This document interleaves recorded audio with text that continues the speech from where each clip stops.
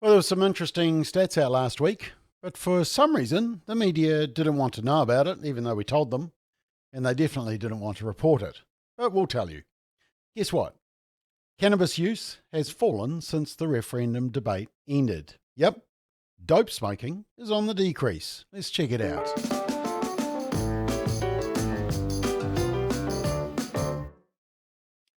So the media were all over some stats that came out last week. Here, smoking rates at an all-time low, still high for Māori. Smoking falls to lowest rate ever, but vaping's on the rise. High smoking rates for Māori men and Pacifica women. And mass drop in people smoking cigarettes makes smoke-free 2025 more likely. Well, that was the stats. The smoking rates have continued to decrease. Great news, smoke-free 2025. Although the rates are still stubbornly and disproportionately high amongst Māori. But vaping has increased, especially amongst young people, and I'll come back to that. But there was some data which no media reported.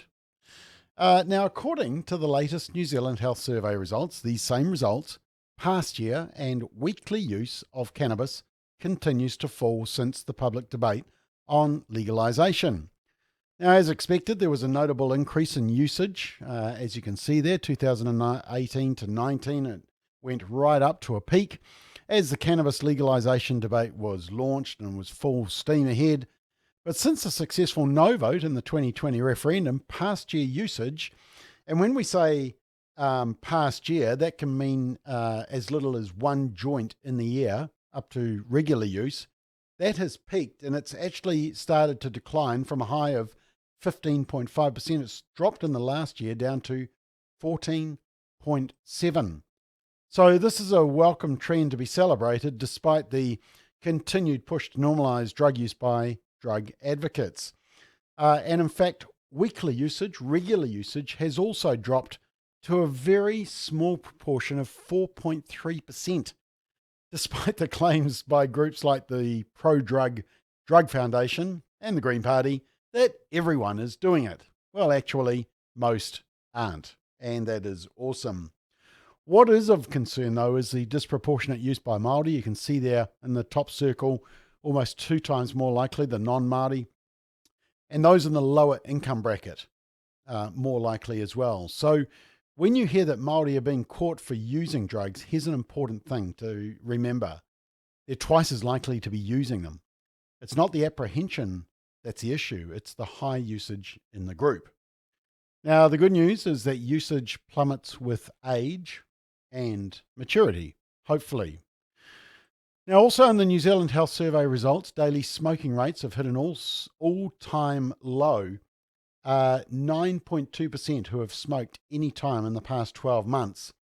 And the regular rate, daily rate of smoking is down half to 8%. So the Smoke-Free 2025 campaign is having the desired effect, although smoking continues to be disproportionately high amongst Māori. In fact, the figure, it's about 3.5 times more likely a Māori to smoke than non-Māori. 3.5.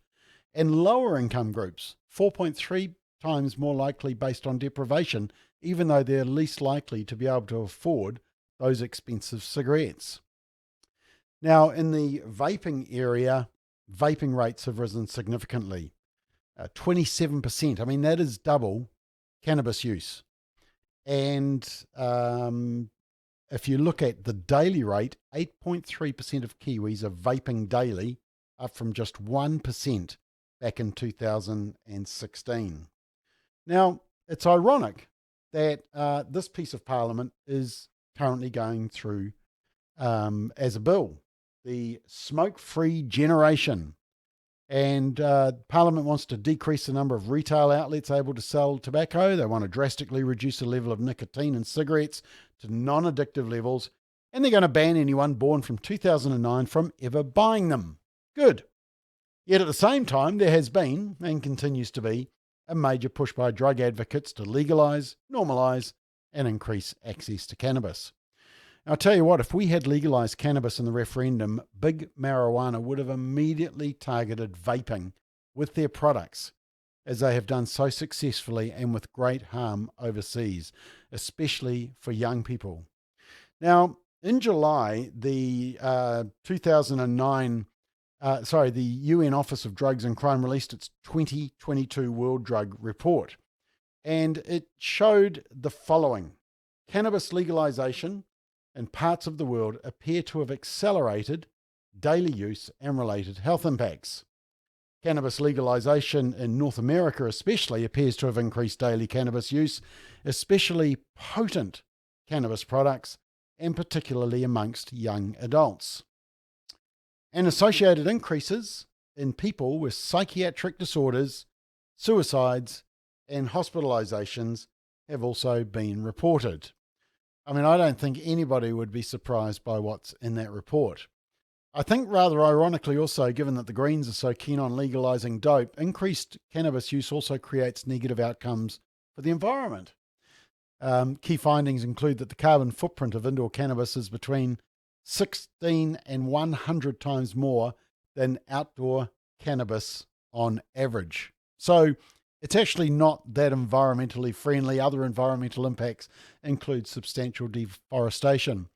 Look, I just found it interesting, but not surprising, that the mainstream media, who are cheering for the yes vote and the cannabis referendum because it's a normal drug and everyone is doing it, they were silent on this dropping usage rate. In fact, their silence was deafening.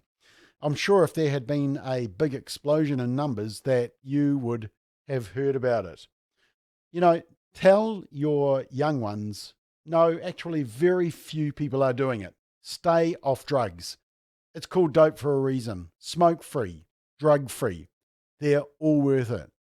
I just think that declining drug use, any drug, is a reason to celebrate. Just not quite sure why the media didn't want to report it.